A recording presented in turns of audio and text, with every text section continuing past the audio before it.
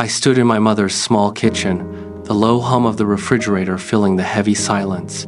I looked at her and asked the question that had been weighing on my mind. "Mom, do you have a 401k?" She stopped stirring her tea immediately, her eyes growing wide with a mix of confusion and fear. She whispered back, "What is that?" That moment hit me like a physical blow to the chest. My mother is 58 years old. She is a special education assistant who spends her grueling days lifting children and managing chaos. She works until her body aches, yet she had no idea what a retirement account was. Her paycheck disappears the very moment it arrives, swallowed whole by property taxes and groceries. She buys brand-name coffee and small luxuries because she believes she has earned them after a lifetime of struggle. I am only 23, a software engineer earning $94,000 a year. I max out my accounts every month, feeling secure in my own successful trajectory. But as I looked at her tired face, I realized my future was no longer just mine to manage. I am her only child.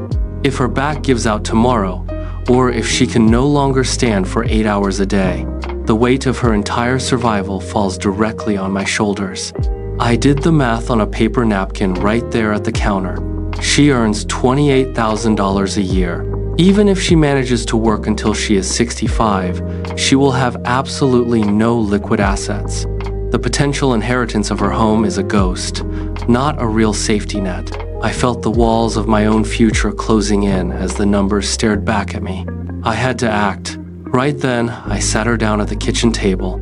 We opened her bank statements together, laying out the reality of her spending. We cut the brand-name groceries and tracked every single dollar.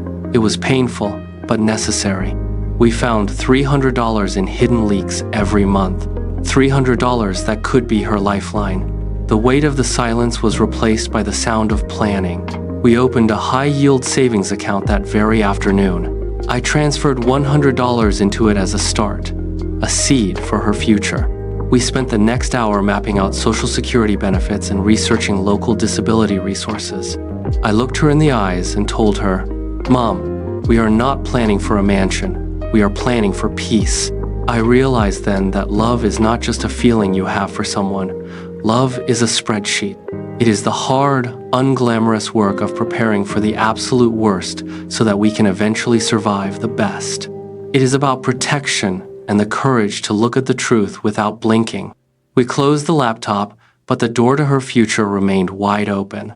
If you are standing in this same kitchen today, looking at the same terrifying reality, do not panic.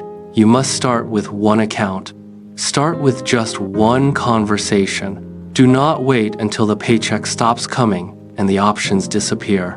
Take control of the situation today, because no one should have to face the end of their working life alone.